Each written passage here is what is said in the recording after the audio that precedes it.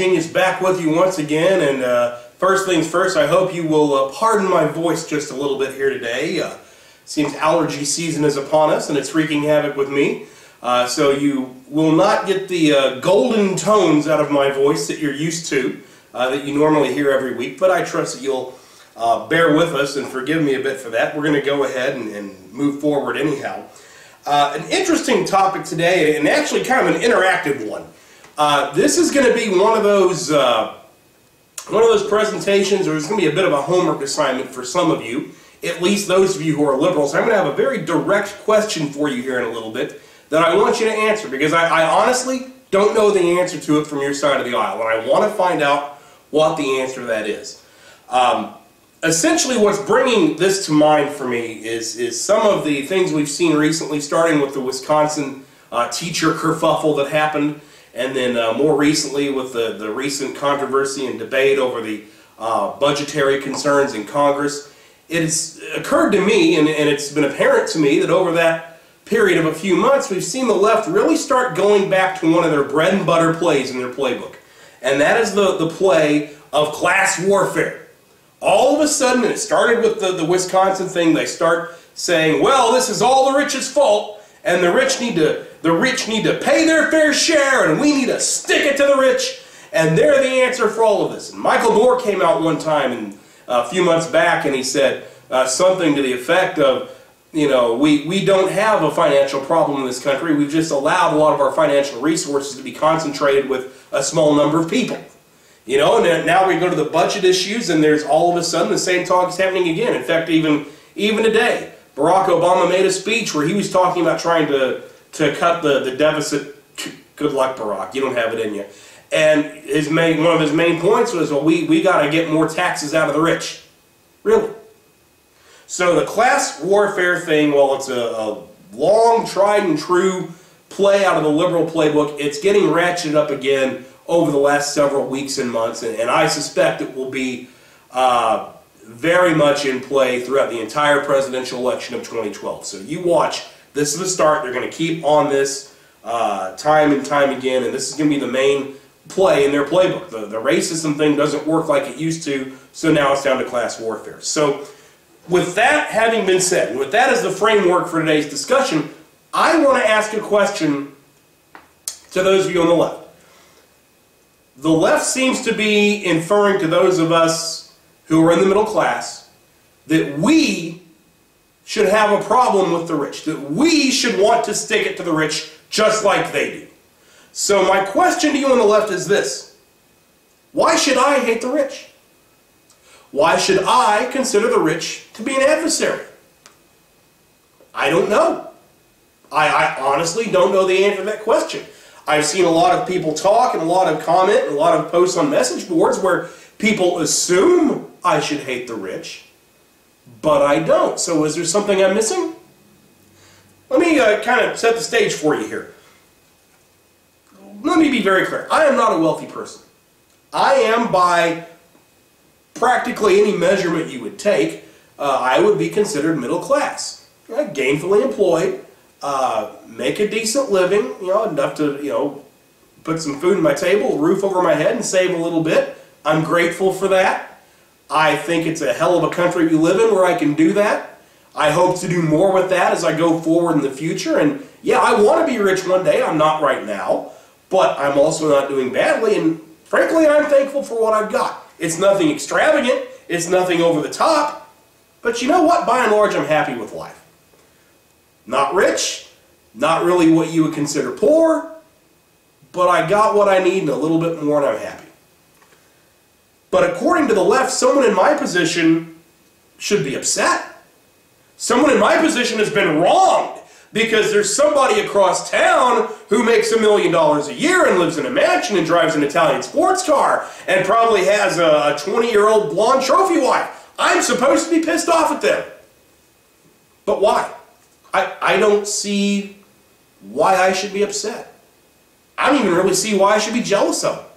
Hey, they put a life together for themselves. It might be a little bit better than mine. Good for you. Well done. I hope to do the same. But more to the point, why do I have, or why should I have, a claim on anything that wealthy person has earned. Why should I expect that that wealthy person has any sort of responsibility for me? Why should I expect that we should take more of their money to put me in a better position? Kind of sounds like stealing the way I was brought up. I didn't earn that money, they did.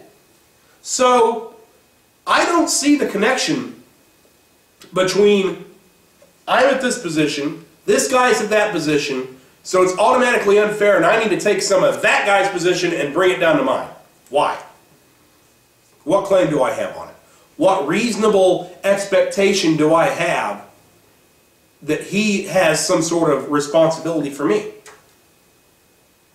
Now, when these discussions have come up, you'll often hear the left talking about a shrinking middle class and how horrible that is and what a concern that is for America and how we really need to rectify that. We need to expand the middle class. Here's where I think the left overlooks something in this whole discussion and why I think a lot of them genuinely don't understand why many of us in the middle class don't side with them on this. I'm a member of the middle class, as I pointed out. But with that being said, I'll guarantee you that I don't spend 2 seconds out of a day worrying about the middle class or being concerned about the middle class or having any sort of reaction to what might happen to the middle class. I don't care if the middle class is bigger, smaller. I don't care if the middle class is richer or poor. None of that matters to me. What I actually care about is whether I get richer or poorer, whether I have opportunities, whether I have a chance to go out there and earn a living and make something of myself. As long as I have those opportunities, then frankly it doesn't cross my mind in terms of what happens to somebody else in the middle class. If I'm doing well, I'm not overly concerned if the middle class guy down the street is doing well. Now, I know that sounds a little crass to some of you, and I don't mean for it to, but the point is that I think we should realize that it's more important to think of ourselves individually and as our families than it is to think of ourselves as some sort of arbitrary class. After all, if that middle class guy down the street does a little bit better, does that automatically help me? I don't see where it does. Now, certainly I could maybe find a way to go into business and, sell something to him, and that's great. But does that mean that just by him getting a little bit more that I'm going to be better off? I don't see where it does. Likewise, if I get a little bit more, doesn't mean he's going to be better off. The bottom line is, it's my responsibility to increase my wealth. It's his responsibility to increase his wealth. And we don't have a responsibility to each other. I don't have a responsibility to that other middle class person no more than that wealthy person across town has any kind of responsibility for me. We all have our individual responsibility, and that's really what's important. There isn't and really shouldn't be any kind of loyalty to the middle class. The only loyalty a person should really have is to themselves and their families. And that's the sticking point with this idea that the left puts out there, because they're so used to going into the different other groups that comprise the Democratic Party and the left-wing movement, the African Americans and the Hispanics and the gays and the women, and going to all of them and convincing them that they as a class have been wronged and these evil rich capitalists over here have wronged them and they need to do battle with them. But we in the middle class seem to be the one group of people that doesn't fall into that. Because a lot of us realize it's not about our socioeconomic class, it's about us as individuals. It's about what we do. It's about what I accomplish. It's not about what somebody else who's similar to me accomplishes. I don't care what happens to them. I care what happens to me. But the problem is that a lot of left-wing philosophy is based on the entire notion of class identity before individual identity. And that's something we've talked about in a lot of these presentations. When we talked about what's wrong with youth of America and how they've been taught to value the group over the individual.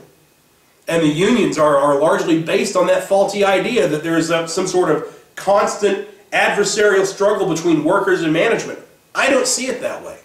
I go into work every day. I don't have any automatic problem with management, just on the basis of them being there. Now, granted, if something individually happens that I disagree with, sure, I might have a problem, but I don't start my day thinking, man, these people in management are going to stick it to me today.